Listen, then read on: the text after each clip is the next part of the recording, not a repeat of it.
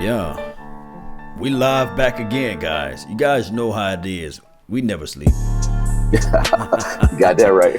Yeah, we never sleep around here. We some dogs, man. Representing for Cowboys Nation all day, even twice on Sunday. Yeah. Yes, sir. Yes, sir. Yeah. Yes, sir. We're going to get this thing going one way or another. They try to hold us down, but you can't. You can't keep a good man down, right? That's a fact, man. You already know. Yeah. So, as we talk about this off-season talk, hey, we're going to get this thing live like 95. You guys know how it goes. Hey, tell them who you are, man. Let them know where you're from and all this good stuff. Man, one and only Akoye Media, you already know. Philadelphia raised, Texas born. Definitely enjoying the ride, as you already know. I'm ready to get kick-started with this season, but I'll settle for some Cowboys talk on a Wednesday night anytime if I can't have the real thing. That's what I'm talking about, man. Yes, indeed, man. So with that being said, guys, I'm Law Nation. And you guys know my guy Akoye. He's been representing the nation for a long time too, as well. Really, this is your first year doing this thing, right, fam? Oh yeah, it's first year ever putting out content. Yep. Yes, indeed. And what's that goal we trying to get you at, man? I mean, sky's the limit, but at this point, just trying to get to 10,000.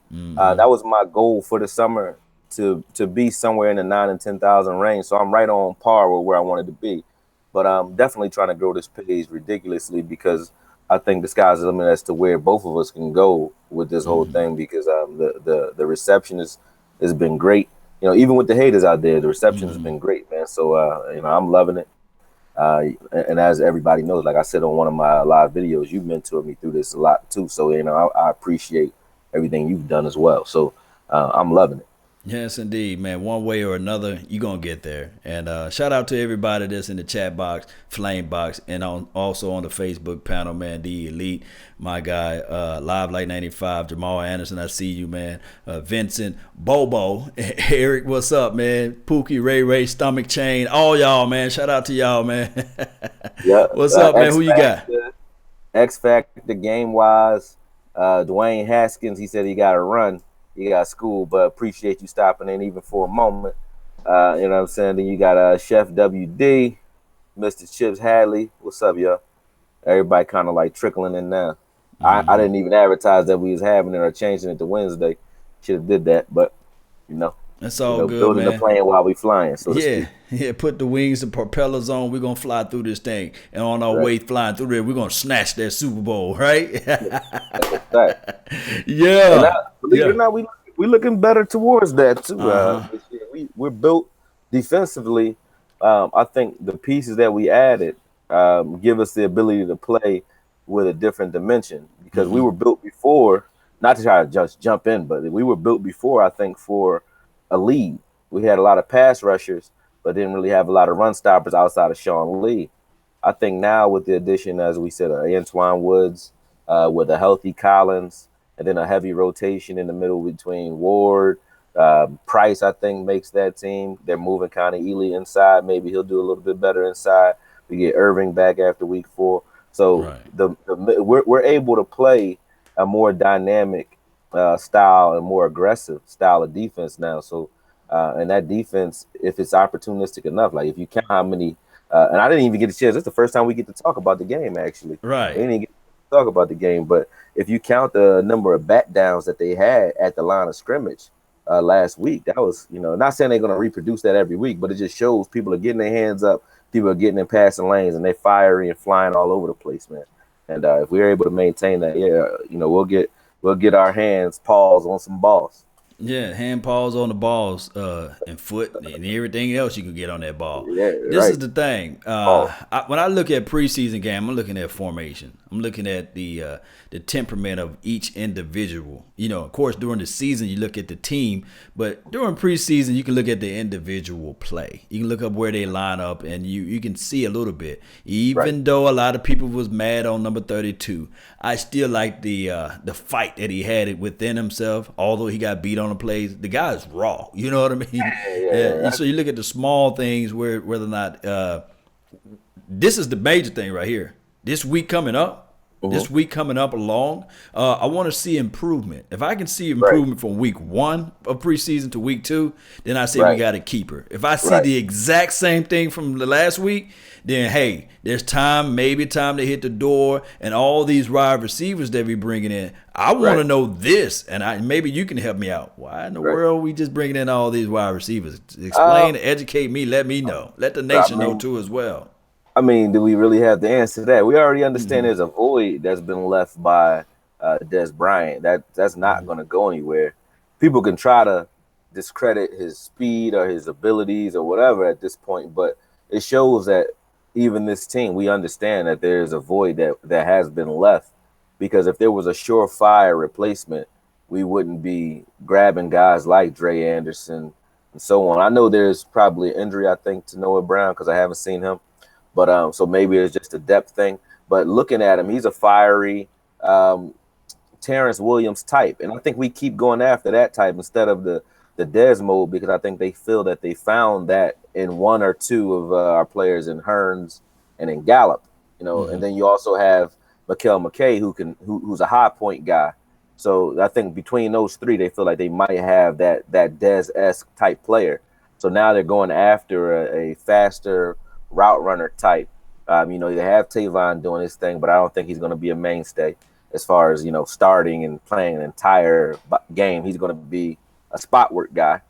Mm-hmm. And then you have Beasley, who when they flex out, if they flex him and Tavon outside, which they've been doing in practice, you see that they're opening up in the seam for those guys that like to work across the middle with those linebackers like Hearns and Gallup. They're killing on dig routes. They're killing, especially Anthony Brown. They're killing him on dig routes every day. But I'm serious. Yeah. Every time I look up, 30 getting beat. But yeah. But I feel you. Like I feel like they're looking for that route running possession style replacement, and maybe they had that in Wilson, but he got hurt. So because that's who Dre or Drace. I don't know if I'm saying it right, but Dre Anderson. That's what he reminds me of a Cedric Wilson, Terrence Williams type guy. Runs routes pretty good, big but not too big. That AJ Brown build, Mm-hmm. AJ Green. AJ Green build. Right. They're slim, feisty guys. Yeah, so I mean, if you look at it from this aspect of it, yeah, you can say that they missing Cedric Wilson, and this is the thing with this wide receiver play. I heard whispers, I heard noise that they're out there shopping Cole Beasley, and the guys that they bringing in, they're not Cole Beasley size. These are Right, all intermediate big guys like 6'1" and above. So right, I don't know, man. All I can do is sit back and wait. To me personally, it's just a waste of time because I don't really see any of these guys beating out Noah Brown, Lance Lenoir, unless they already had with their mind saying that we're going to move on from Noah Brown. Maybe, but right, you still got the Gallup kid out there. right. Did I mention T. Williams too? Because even Yeah, though Terrence Terrence Williams, Williams, even though he we ball. all kind of hate on him, a little bit, we mad at what he did this offseason, getting the DUI, hitting the curve, catching everything but a ball, when he hit that curve.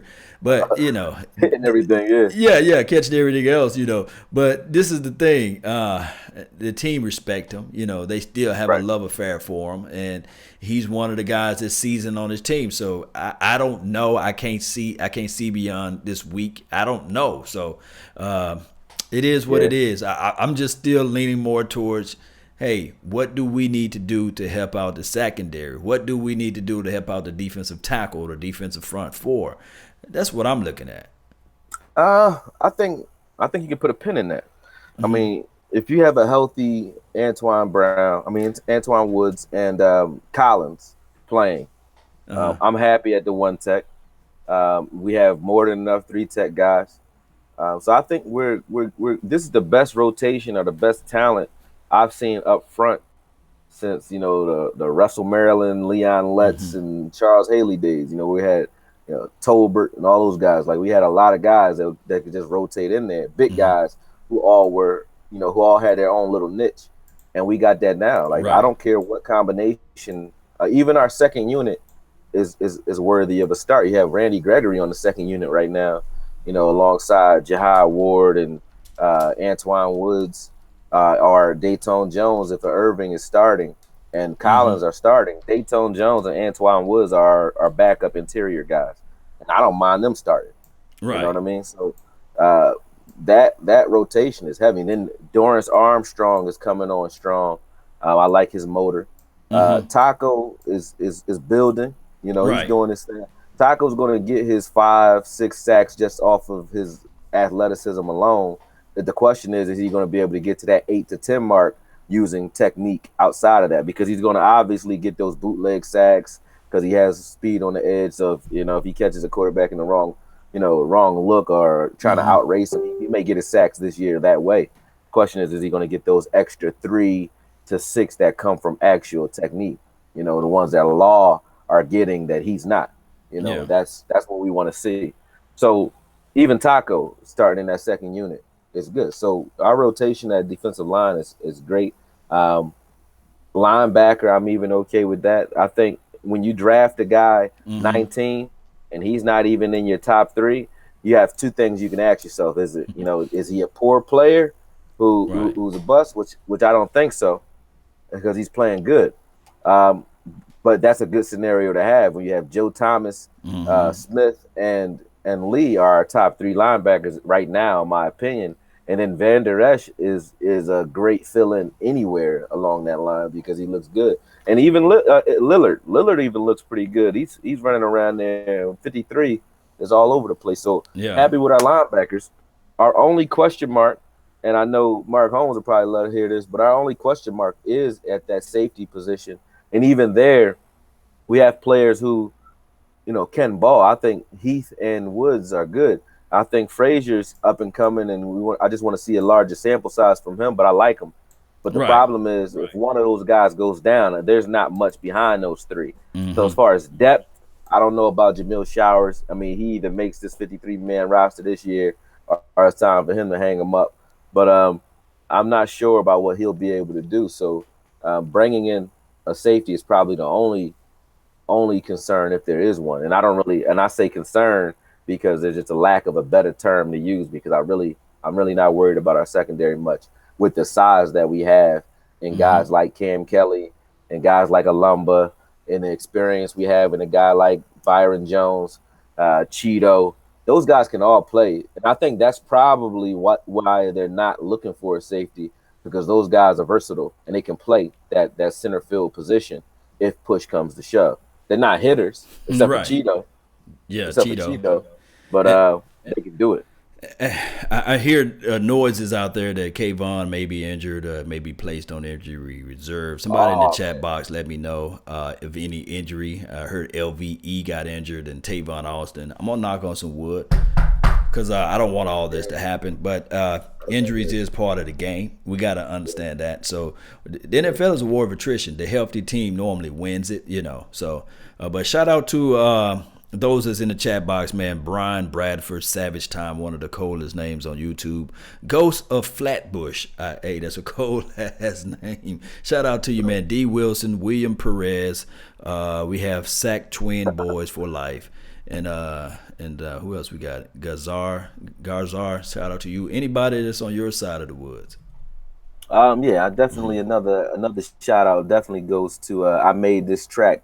Especially love the donations, man. So appreciate Yeah. that. And his question was, he wants us to compare the front seven to our back end and wants to know like which we think is stronger. But I'll get into that in 1 second, bro. Shout out to Game Wise once again, Gene Bryan, Reckless Anthony. Y'all dudes always showing up for me. Chris Longley, Domino, Donna Jet. I can't believe he up there. He always talking trash, but that's my homie though. Right. Cowboy Crunk. I That's a appreciate cool y'all name. watching, man. There's a Yeah. lot of y'all out here, man. If I miss anybody, it's not Yeah. intentional. Charge But it to the head, not the heart, right? exactly, Yeah, exactly. so I mean, moving forward, man, with this defense, whether or not the front seven is better than the back end, to me, the front seven have more depth as far as the defensive end part of it. The Yeah, defensive end, the depth part of it. Now, as far as the secondary, I can't sleep on Chidobe Awuzie right. or Chidobe Awuzie. He pronounced it Chidobe, so however you Yeah, guys want to call his name. And and also it's I not can Woozy either. It was like a Woozy. I will say, Awuse, yeah, something like that. Something like that. Whatever. Number 24. He's wearing number 24. I'm not going to sleep on him. I'm not going to sleep on Jordan Lewis, and Right. and hopefully, man, Jeff Heath, the savior out there of the Raiders game. Hopefully, he can just come out there and just be ready to ball this year too. Uh, I agree. I think that if you want to compare them, just look at it like name for name or talent level, as far as how deep it goes with proven talent. And it's easy to say that the front seven definitely is where our bread and butter is right now.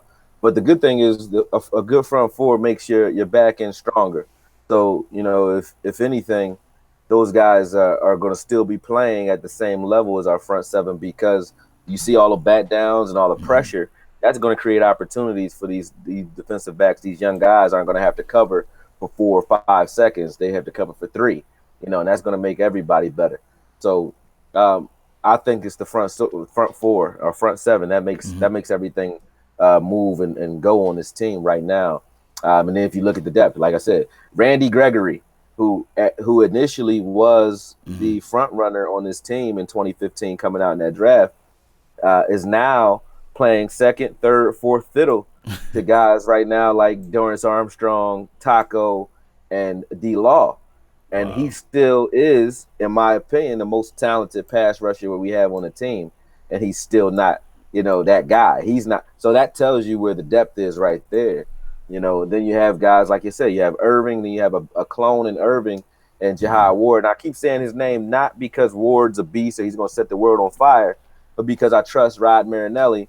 And I saw what he did with Irving, who was also a little-known guy, or a lesser-known guy than Jahai Ward even is at this point. Right.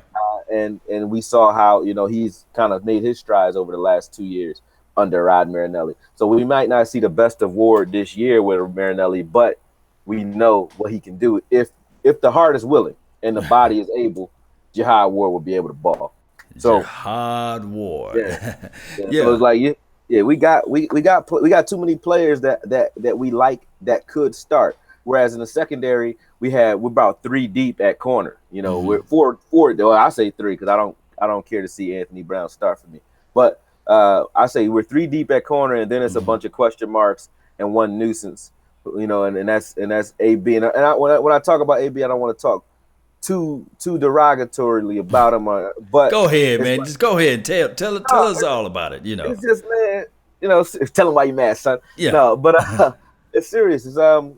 I feel like I've been rooting for him, and he lets me down, sort of. Not that he has to live up to my standards, but I root for the guy, and he turns in poor performances at the wrong times when the spotlight's on him, when it's his opportunity to get up and shine. I go back to that Raiders game before the couple of plays before Heath, the play before Lewis got that pass interference.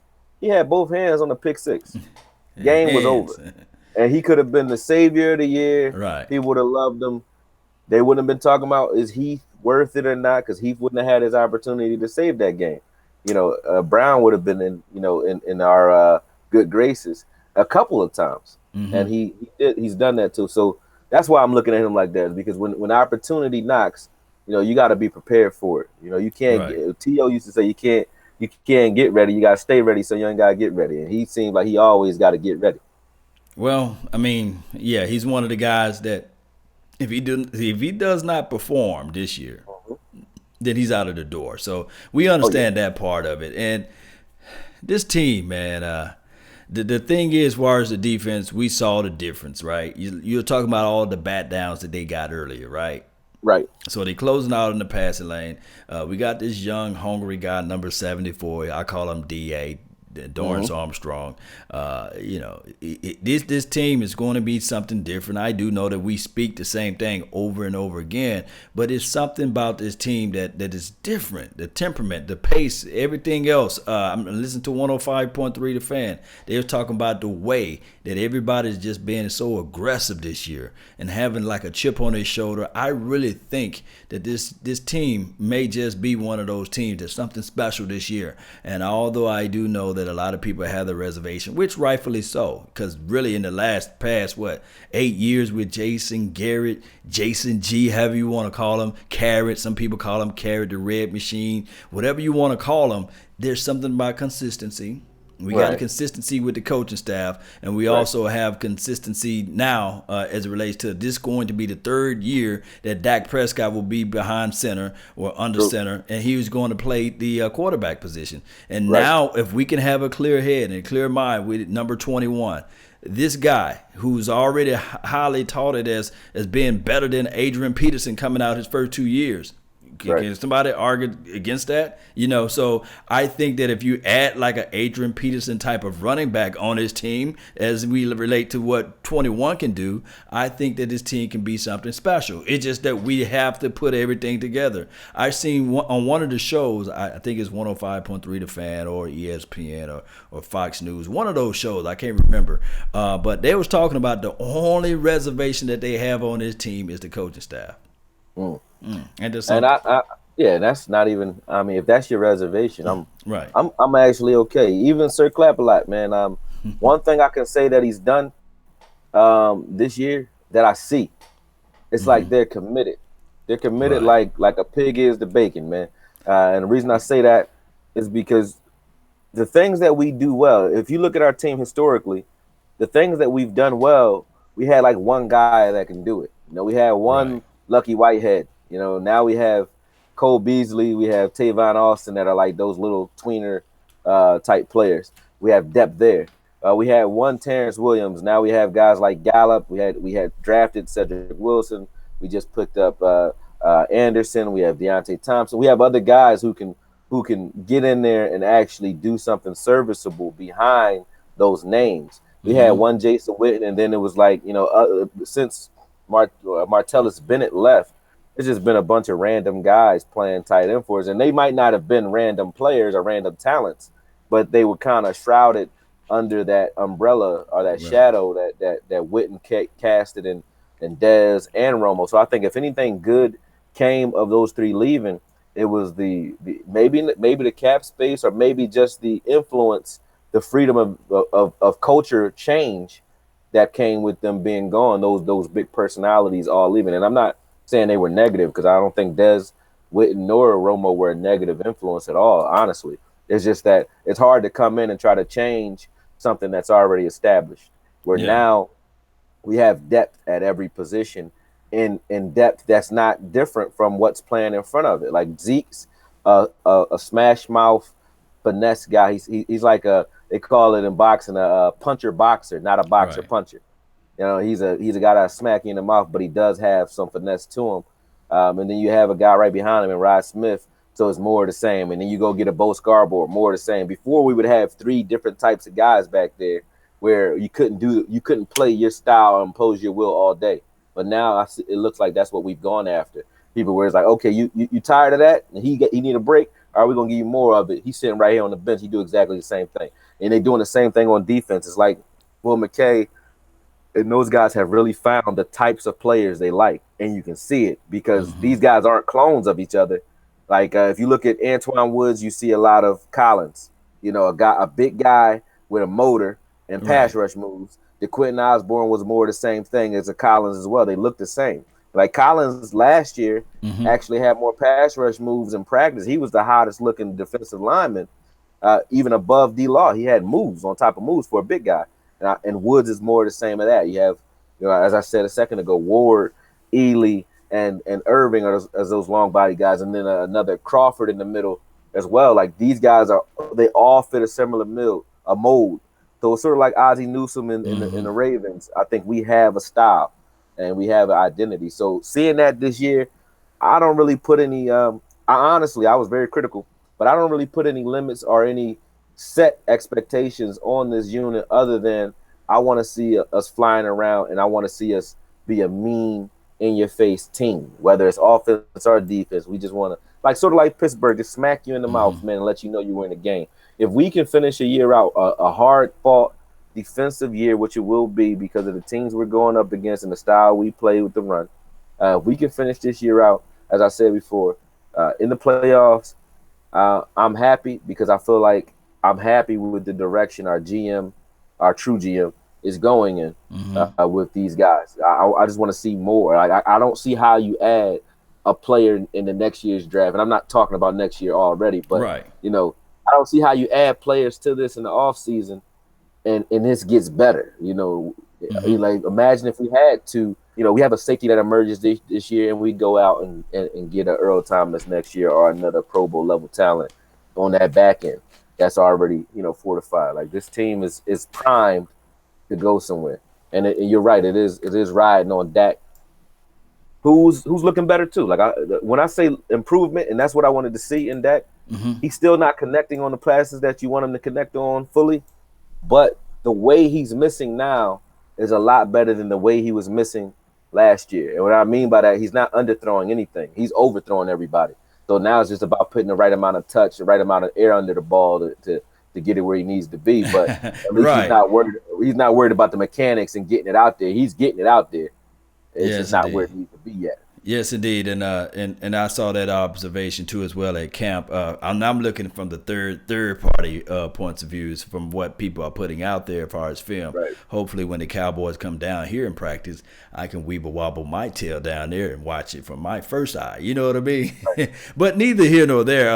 That's some good points altogether. When you're talking about Dak Prescott overthrowing the player, that means that he at least have the ball, the strength of to throw the ball. It's just that I really want Dak to work on his touch. It still have to be one of those things where I really want to see that little touch, and he can develop that too. Because the only fear and reservation you will have on Dak is that can he make the long ball, and we're seeing that he can throw the long ball, but now we just need to see the touch, and now we need to see a little bit more of that accuracy part of it, and just with that along, we do know that Gallup, he's one of those guys that can make an adjustment to the ball, kind of like what a younger Dez or Michael Irvin can do when they was playing. So that's what I like to see out there.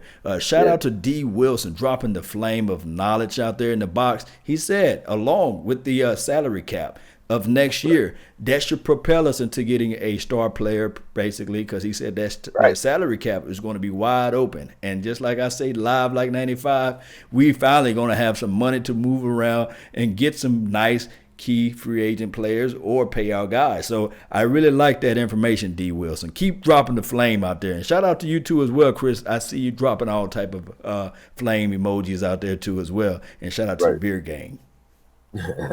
Shout out. Yeah, you cut yours. You cut some of yours off, bro. What's up with that? No, you gotta say, you gotta throw them out there, man. They still coming in. They still piling in. So I'll toss out more shout outs, definitely. But I feel you. What was I gonna say to you? I had something right on the tip of my tongue, and it just lost me, man. It's okay as we get there. I was talking about, you were talking about touch with Dak Prescott. I think the mechanics have to come first, though. Like, once you have it to the point where you're not thinking about how much power or resistance or torque you need to put into a pass, then you can start playing with it more. Like when you could do it with your eyes closed, then you can start playing with it and deciding, how you want to, add a little bit more here or whatever. Same thing with boxing. Like it's hard enough just to punch a bag or a heavy bag all day, but if you do it long enough and you get good at that, that gets boring. So you start to say, okay, well, let me see if I can do it from this angle, or let me see if I can do it from that angle, and you start switching it up. So I think he'll start switching it up and playing with it. Probably not even this year, maybe next year after he gets a full year under his belt where he's not, going Super Saiyan mode just to throw a 50-yard pass. If he don't have to do that, then his accuracy will follow shortly after, because touch is a little more cerebral than it is physical, because you already have that physicality down. You have to look at a player running, sort of judge his trajectory and then decide, okay, you already know you can get it there, but like how fast I want to get it there, or should I throw hard right now? What you thinking about that in a split second. Right. So you can't be thinking about that and thinking about, is my arm in the right place? Is my foot pointed in the right direction? You can't be thinking about all those things at the same time. So let him get the mechanics down, and then we'll work on touch later on. Yeah, and you're speaking the truth right there, especially players who are going into their third year. They pick up new things, and I really want the coaching staff to do what's best for the player or do what's best for the team. I don't want us, when we get down to the money zone, green zone, red zone, however you want to call it, when you're into that sweet spot there, do what got you there. If running the ball got you there, then don't try to get cute. I always say this with the Cowboys. Don't get cute. If you know you're not, if the fade pass in practice worked 5 out of 10, don't do that play. Don't do that. Don't do it. Don't do it. just if it's 5 out of 10 in the red zone during that time, then do your RPO at that time. Feed to Zeke. Feed 45. If number 36 make the team, Bo knows. Feed Bo. You utilize that massive offensive line. Don't try to outthink yourself. Don't think too wise, right? Get in there and you power rush that thing in there. Get 6 points on the board, and you may live to play another down or another day. Make sure that, hell, damn it, this is the thing. If you trust this defense, I'm with the belief, hell, go 4 downs when you're in the money zone. Go 4 downs. If you right there in the money zone and you trust what the defense could do, then you got 4 shots in it. Don't bring the kicker out there when you're on your side and you got only 10 yards to score. Just don't do it, especially if it's the first quarter. I feel like this team need to have that type of mindset, saying that once we close, we're going to use this massive offensive line that everybody been raving about, and we're going to utilize Ezekiel Elliott. We're not going to try to force the fade pass if we only connecting 5 out of 10 during practice or 4 out of 10. That's a horrible number. Or even 6 out of 10. I maybe go with that too. Don't do it. Don't do it. I'm interested to see that too, like on the coaching and getting back to them talking about that being our weakness. I want to see what Linehan does in regard. This is how I watch an offense or defense. I look at consistency and like a tree. Is there a tree pattern? Meaning with offenses, if are you doing random, running random formation, running random plays, or are you building off of early successes? So if I run out of the I form early on, am I changing that up and giving you the same look but running something similar or out of that same formation? And then building off of it for a whole drive, right? That's what I want to see, like us be successful with certain looks, but doing different things that look exactly the same from the start. You know what I mean?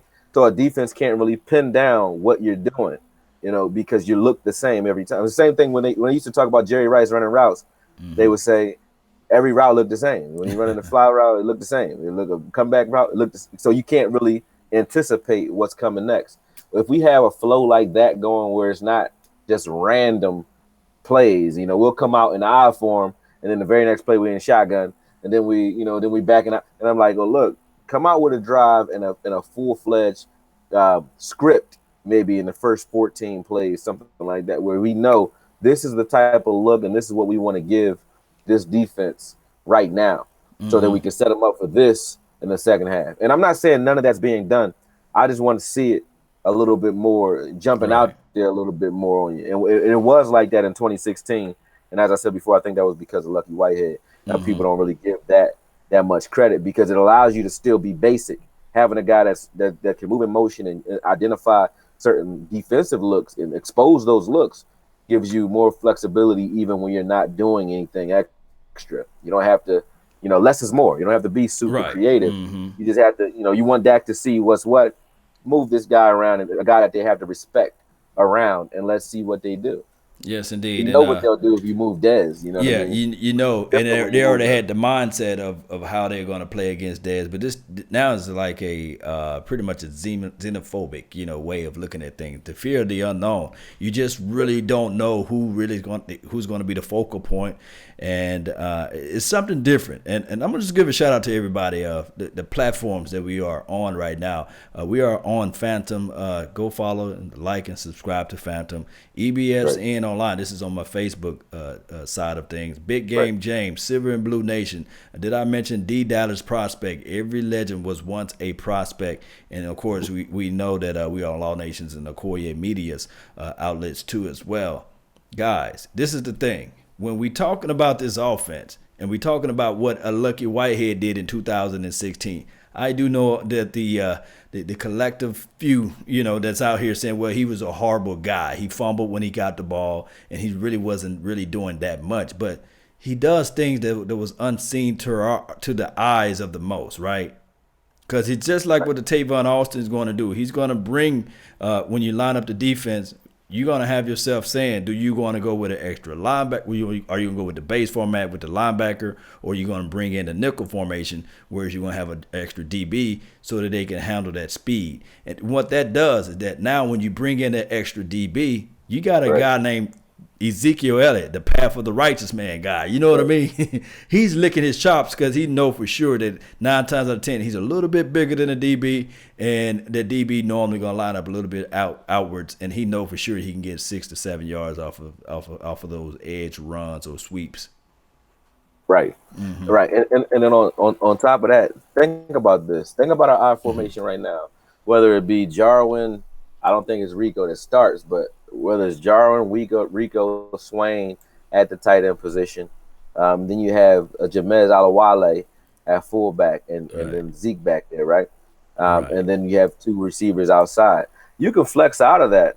You can flex out of that and create all kinds of mismatches because you have a different element in Jamez being back there. So you can do a little bit more. Same thing when you bring a Beasley and Austin out there at the same time. You have to think about how that affects the defense. You can't look at Austin and Beasley and say, hey, they're world beaters. You don't look at them and say that. But you also can't say, hey, when we flex those guys out on the wing in space, you can't bracket them out there, but you also can't leave a linebacker out there or a safety to cover them unless it's like Malcolm Jenkins or it's only a few. It's not a lot. Shout out to Young Wilson and also Hawk Rage Cowboy, man. Thank y'all for tuning in. Don't forget to Hawk Rage like that button too as well and smash that. But yeah, it's only a few of them out there. They can cover it inside. Out there. So that you're gonna have to put a corner out there and respect that. And when you do that, you create mismatches inside for those bigger receivers and those tight ends, and also the run. So I like what we're able to do with those 2 little guys. I just want to see what we're able to do on a real Sunday when it counts, and that'll be like the litmus test. But from what I'm thinking, like what my gut says and what I see, I like the energy right now. That's the main thing, both offensively and defensively, but a little bit more on defense, man. They look like killers out there, even though they call themselves, the Hot Boys. I don't know how much I like that name, but oh man, I like what it looks like on film. Yeah, this is the thing, man. The name is kind of 90-ish, or early 2000-ish, but it's just like anything else, I remember the songs that do the Laffy Taffy, or shake the Laffy Taffy, man. So girl, shake that Laffy Taffy. That Laffy Taffy, that song was #1 for a long time. I'm just like, or if you from the South like I am, it's time for the David It's time for the percolator. It's time for the percolator. And man, that was a song that women would dance to. You go to the club like, hey, bro, hey DJ, can you play that time for the percolator? Cause I'm trying to, time for the percolator. You know what I mean? I know I might be speaking over a lot of people's head, but that song used to go hard, That'll get the party started though, especially if it's a bunch of big girls. And especially if they can do the split, you'd be like, oh wow, you got some BBWs in the party, it's gonna get popping. Or lean with it, rock with it, lean with it, rock with it. That's all they said. Lean with it, rock with it, lean with it, rock with it. People's all in the club like, man, come on, man, what you can't. So I mean, sometimes songs and dances and names of songs can go a long way. You guys know how they go. Cash Money. This is from Chris Longley. Yeah, Henry, what's up? Shout out, salute to you and your whole family. I think that's how you say your name. Allah, man. Shout out to you too as well. Michael House. We sack and fumble recoveries. Yeah, we need those. Yeah, if we can get those, I'll be calling them hot boys. I'll be like, I call them whatever. I call you Miss Doubtfire if you want me to. I don't know what they want to call me. They started to do that. Yeah, John Sparks said Doomsday 3.0. Yeah, we need to come up with a better nickname though. That's what Bishman just said too. Like I feel like shout out to Bishman. I feel like it's still under construction, just like this team is. We'll come up with something that sticks. Didn't Nas spit some rhyme off of that Hot Boy record or something like that? And he With gonna a have Missy Elliott, he said, "Ask your boy, CB, your advice. I'm switching gears, headlights, they shine so bright. Huh? Street like this, and where you rest in peace, boy. Get your mama's house shot up, bodies all chopped up. When the bodies pop up, I ain't getting locked up. My business includes the block with the sunroof top. Hood rats jumping on my jock because they blew up the spot." You remember that song? It was that off the Hot Boys. no. It was off Missy Elliott. Somebody that she had the Hot Boys link on there. I don't know I about don't that. know, man. Y'all help me out, man. Y'all help me out, bro. Help I me don't out. remember them doing no song with Juvie and them, man. No. It wasn't with Juvie. I'm talking about it with Missy Elliott. She was saying Hot Oh, Boys. I know what you're talking You know about. what I'm saying? I know exactly what song. Yeah, you got what I like. That You song. got Yeah. what I like. So that pops in my mind when you hear Hot Boys. That's The the defense. wrong. That's the, It's the that's wrong the Hot wrong. Boys that they referring to, but you know what That's I'm the talking wrong about, word. though. You know what I mean? Hey, this defense can be having something that we like when they go out there and get those fumbles, and Yeah, they can be, yeah. I remember that song. yeah. I remember him spitting some bars, man. Nas was spitting. I was saying like, okay, let me see if I can learn this, so I could try to rap that line. You know what I mean? Yeah. But what's up, man? Who we got out here? What you got on your end, man? As far as the Just, comments? Justin Quarles is saying he heard. Oh no, he's talking about the songs or whatever. Uh huh. In regards to they just naming the defenses out here. John Sparks said, as I said before, Doomsday 3.0. He justifying it now, trying to because everybody kind of jumped on him like, what happened to 2.0? But yeah, I think, and then you got people out here hating, saying we ain't gonna win no Super Bowl, so on. But at the end of the day, uh, I'm not looking at this team like it's Super Bowl or bust. Not, I don't Right. think Gary is, and that's why I'm not.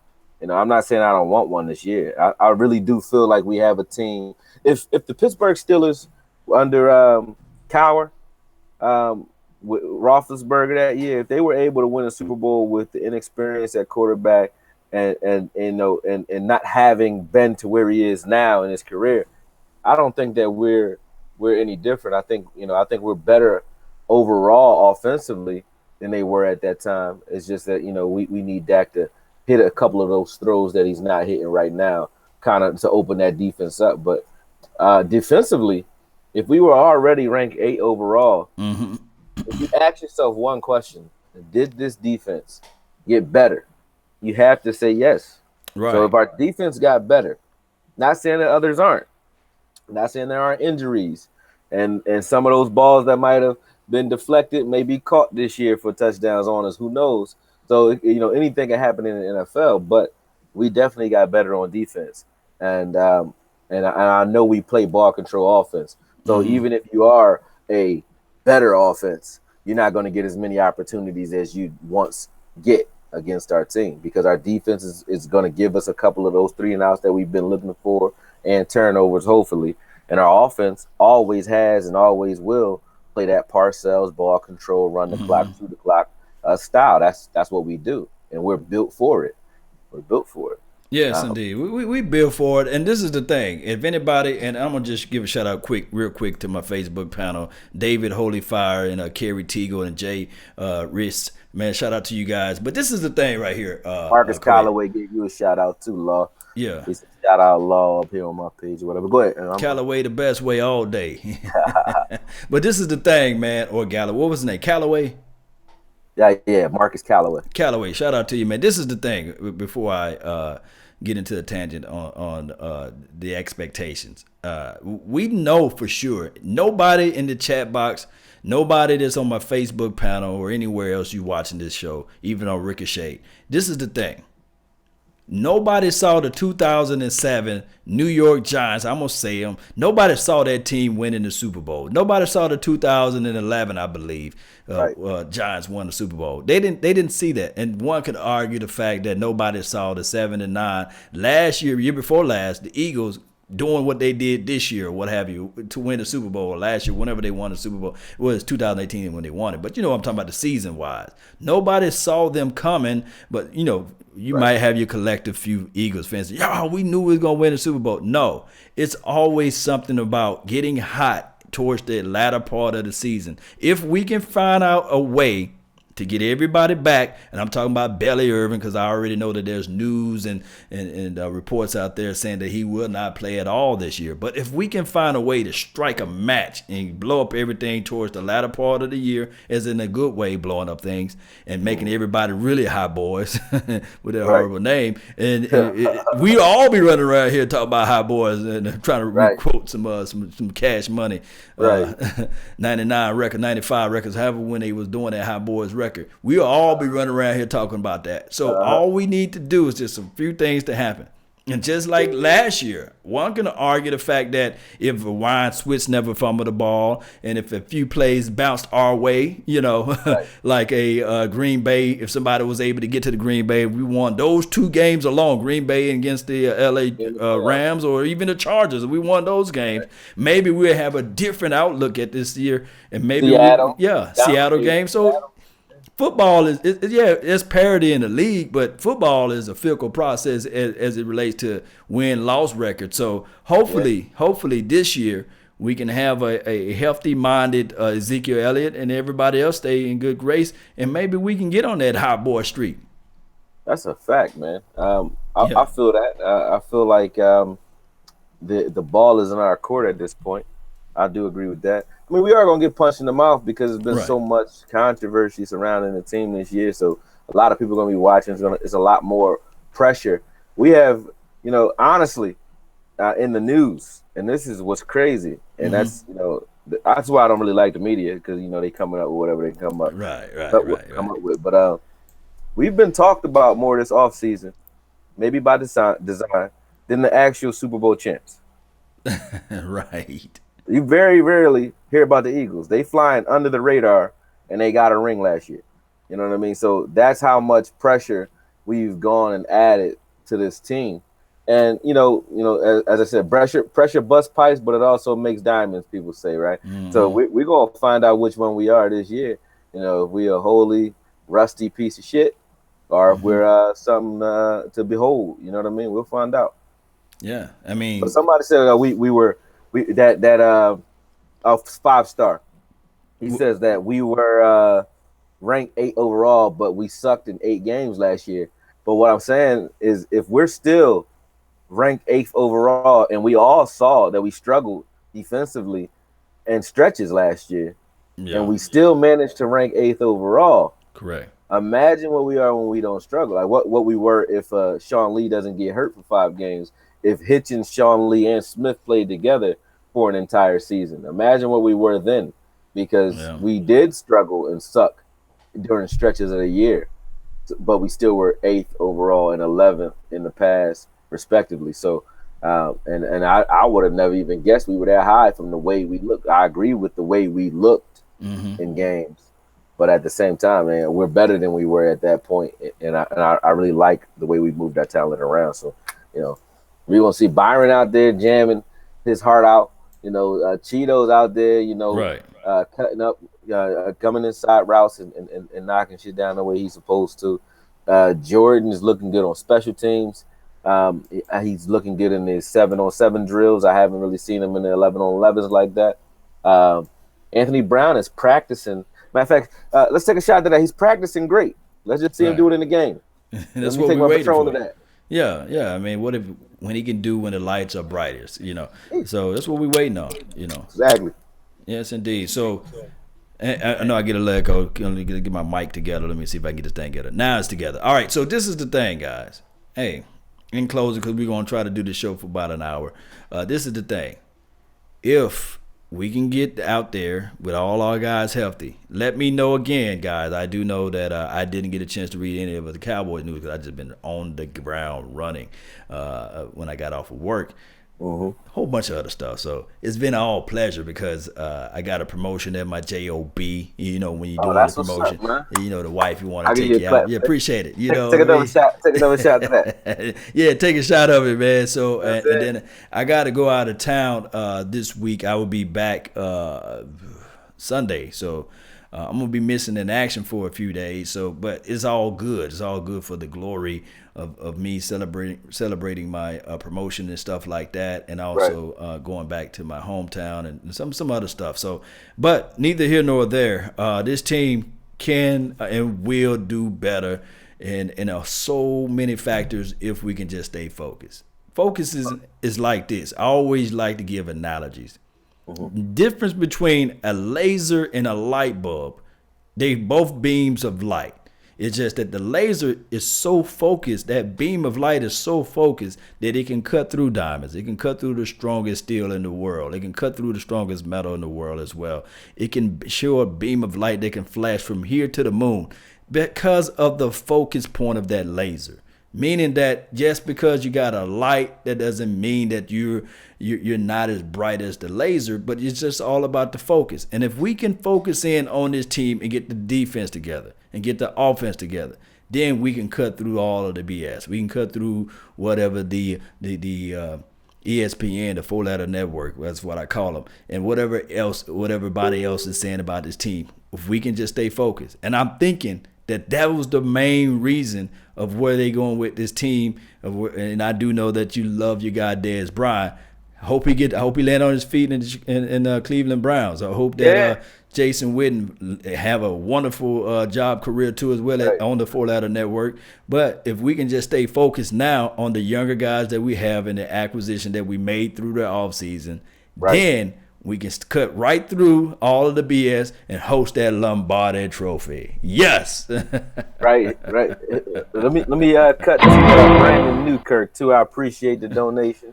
And he asks, he just basically made a statement. He just said we must be clutch in the big time games. Our downfall is we scared to be great, like we being like being famous. We're scared of the limelight. And we were just talking about that with Anthony Brown. Like we got to step up at those crucial moments where those game changing or momentum busting plays. They've happened. We've seen them. We just haven't taken advantage of all of them. So you're right. Again, Jordan Lewis, he wouldn't have had that time on the clock had we coached a little bit better. Right. But Jordan Lewis in that Green Bay game, he made one hell of a play, and they went right back at him with the same look. With a different release, and he fudged on that one. That could have been a different ball game. Seattle, we dominated that game. Dak throws a pick six. Dez fumbles. That changes the tide of things, and we lose that one. So 3 games. You could pick out 3 games that we could have won. Right. You could pick out those 3 games, whether it be Seattle, Green Bay, and the Rams. You could pick those 3 games right there. We could have won, and some can say we should have, but I think things happen the way they're supposed to. But then we're a 12-4 team, and Dez is probably still on it, and people probably aren't sitting here talking about whether or not we're a viable team or not. So you think about that. We're 9-7, and it allows us to sort of fly under the radar in that sense because people aren't looking at us like the 13-3 team we were coming into last year. They're looking at us as a 9-7 team when really one play each game, literally, and one play in each of those games changed the tide and the outcome of those games. One mistake at crucial moments. So shout out again to Brandon for bringing that up because that is true. If we're able to play a little bit better in the limelight, this team does a night and day or a 180 immediately. Or you could say 360 because we go back to where we were 2016. So we come full circle and we look the way we look, just a little bit more feisty, which is always what I wanted. I actually liked Bill Cowher as a replacement to Wade Phillips years ago because I wanted someone who brought that Parcells type of nastiness or a Mike Ditka style nastiness to this team. I don't want a guy that just comes in and listens to Jerry and does well with motivating players. I want a guy that comes in and because you take on your coach's personality. So I wanted a guy that coached like Roy Williams played. Just smack everybody in the mouth. We figure out how to win later. No doubt, man. Hey, you spitting the truth, man. You spitting the fire, man. I love to hear that, man. So, in closing, man. So what are your final reprieve of hope of what this team? You just did a wonderful soliloquy of all that, but what are your final thought, man, of who you need to see against the Cincinnati game? Oh man, in the Cincinnati game, I'm going to be looking. I'm still going to be watching the secondary closely because what if there was one bad thing that came out of the San Fran game, all those batted balls, a lot of them could have and should have been interceptions. Coulda, shoulda, woulda. Yeah. Coulda, shoulda, woulda. Joe Thomas was the only one that was like playing hot potato out there. And I feel like when your defensive line is creating that much pressure, which they're not used to back there, when your defensive line is creating that much pressure, you gotta be ready to jump routes. You gotta be ready to you have to kind of anticipate that. Like you know that, but it comes with trust too, and they don't have that trust yet. They got to know like okay, after week 4, you kind of know like these guys ain't giving nobody no time, so don't be worried about no double move because he ain't gonna get time to get to that top route. So if you see something, jump it because if you miss, he ain't got but 4 seconds, so he might not be able to get that ball where it need to be fast enough. And if you do, I can come over the top of that. Talking about Woods and their communication is a little bit different when you have a defensive line that's creating chaos up front, and that's what I saw up front, chaos. So the defensive line, I think that was real. I've been watching a lot of D-Law, and I wanted because a lot of people were saying that was a fluke year, and I don't really. I'm about to bust that myth with some film because when you look at it, definitely. He's if you ask yourself, is it a myth? You have to ask yourself, is he getting those easy sacks that come off of a bootleg, or is it coming off of this guy didn't even block him? He got 3, 4, maybe 5 sacks off. No, he didn't do that. All of his sacks are coming off of straight fighting. Right. Even on the plays when he's not getting sacks, I've been watching him away from sacks, playing the run, or games where he didn't even get sacks, like the Charger game, things like that. Just watch what he's doing when he's not getting sacks, and he's still making you work. So is he working offensive lines even when they're stopping him? Is he putting them to work? And that's yes. So D-Law is real. And the rest of this defensive line, we already know what they're going to do. So I'm just watching that secondary. I know what Zeke can do. Connor Williams, I'm going to watch him close. He's a scary guy because he doesn't have that strength yet. And I don't think I don't think he's our best. And don't hate me for this, but at this point in his career, I don't think he's our best left guard. I don't think he is yet.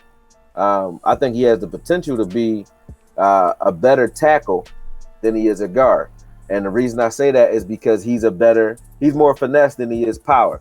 And at this point, because he got to make weight, he got to gain. And you're right on the right page, but reps are so valuable. The reps are so valuable. He is a beast. And I don't think it's a strength thing. I think it's more technique, his strength in his technique. Because I know he has the raw power because we watched the guy work out. But I think it's more strength in his technique, maybe balance in his technique.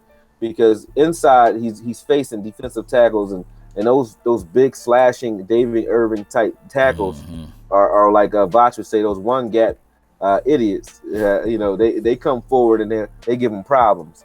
Whereas on the outside, his feet are so good, I don't think you're getting around him. So him at right tackle or left tackle, I think he plays better than he does at guard. I don't know who you would put in there. I mean, maybe Marcus Martin, maybe Joe Looney, maybe you switch him and Collins. You never know, right? Because it's not like I don't want him on the field, but I just want to see more from Connor Williams. So offensively, I'll be watching him along with what we're able to do with our receivers. But I take the wide receivers with a grain of salt because it all comes down to who's throwing them the ball and what situations we're in. And I don't think we get a lot of consistency or flow when it comes to a receiver. A receiver, works a DB out. They'll start off with a hitch route to bring them down. They'll jump to slant routes to bring them inside.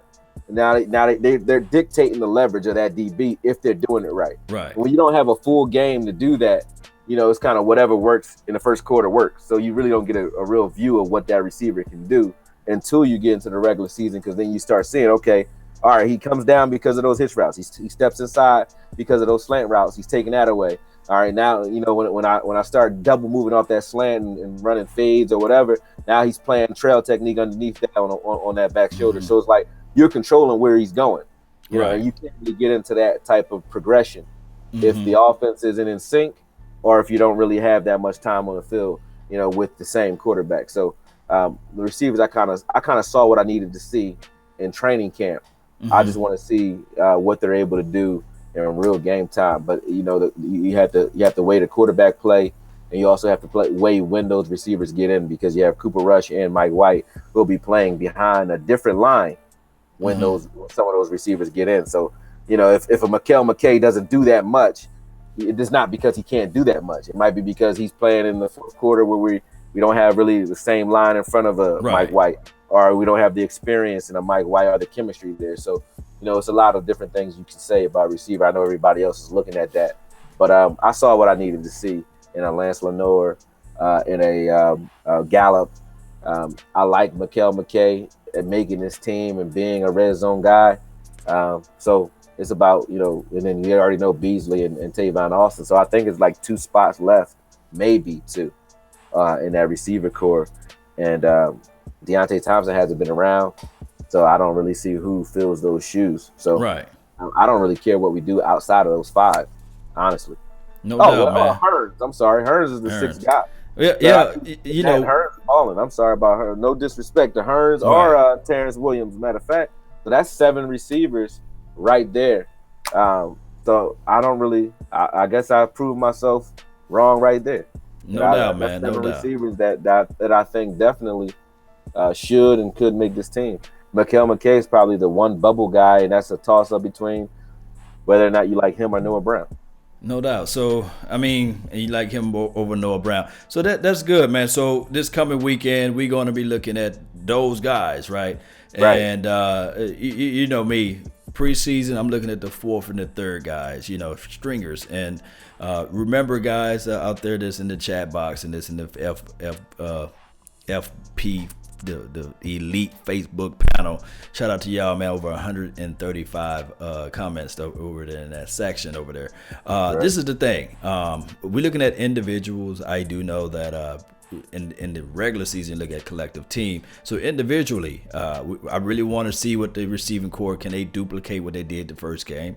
I'm looking at, okay with Dak Prescott. I really want to see a little bit more of Cooper Rush and the Mike White kid. I want to see a little bit more quarters played out of Mike White. I want to see him drive the ball. Maybe he can play with the second team offensive line and not the third. I want to see how he goes through the progressions. I really think that, like you said, with the McKay and the other guys that we picked up, some guy named June and some guy named Carrington and whoever else, we want to see whether or not they can flash out at us. That's the only hope that we can have. As far as the defensive front 4, I want to see if DA can bring it up again, and also Randy Gregory. I think that he's going to lace him up, right? So those guys, I'm going to have a real good look. And then, of course, if LVE is healthy, I want to see him out there again. Hopefully he can get a real interception this week. Those are the guys that I'm really looking at. Everybody else, I'm really, I feel you on that. That Tony toe tap that LV pulled off, tried to pull off. Yeah, I think he would have had it not been for his foot was still on the line, but so the fact that he even attempted it and that the level of athleticism, I was impressed by that. He actually rose my eyebrows, but I've been watching a lot of him anyway, so I'm starting to feel comfortable in where his floor is right now. He's still not taking on blocks the way you would want him to, but I'm comfortable with that because of his ability in space. It's like, he kind of he has to find his way down to that balance, into that happy medium, and I'll be good. But no doubt. I like what I saw in LVE, so I really think he's going to do something. But I don't think he's one of our top 3 linebackers right now. Nor should he be. No, not right nor now. Should he be. No, he's still learning. This is why he's playing a little slow out there. Yeah, and, he's going to get this thing together. One way or another. My guy Akoye, one way or another. So, with that being said, man, where can they find your content, man? And follow me on the Akoye Media's YouTube channel, man. You guys already know patreon.com/Akoye if you guys want to support not only this show, but the channel moving forward, man. We appreciate everything you guys do. I appreciate you guys in the super chat, throwing that up. But you definitely can find me right here where you at right now, tuning in to Akoye Media. I'm also on IG under IM_Akoye. You can follow me on Twitter if you want to talk a little shit during live games, things like that. If I'm not on an actual live stream, Twitter has always been good to us. And actually, shout out to Dayton Jones who threw us a shout out. He actually watched some of our stuff this week. So you guys if you guys want to have him on this show as viewers, definitely go out to both me and Law's Twitter and at the guy from that standpoint. Just go at him and let him know, because he's already aware, he's already following, and don't think people from the team aren't paying attention to what we're doing here, because they are, both in the marketing room. Law know that more than anybody. Right. And on the playing field. So, people paying attention to the body of work we're putting out here. So I appreciate you guys helping us grow it, and I hope you guys continue, man. But yeah, you can definitely follow me here. Follow me on Twitter at Akoye Media as well. Yes, indeed, man. Y'all grow the nation, man. Follow everyone, man. Like I said, the Akoyes, Vash Lombardi, Big Game James, Silver, yes, Silver and Blue Nations, Ari Temkin from the Phantom. Follow these guys, man. DDP, every legend was once a prospect. D Dallas Prospect Show. He got a prediction machine out there, so follow that. I'm gonna post maybe that on the Facebook side. It may be already running. Might try to put that in the link of the description box, because he put the prediction out there. So that's always a plus too as well. I'm also on a podcast. If you're out there traveling, going around visiting people, and you're not able to jump on the YouTubes of the world, type in any podcast box and type in LAW Nation, and you should either see my face or my logo, and we can get this thing going one way or another. That's all the time we have for today. I really thank you all for yours. And remember, you're listening to nothing but the best. Salute. We're out. Peace.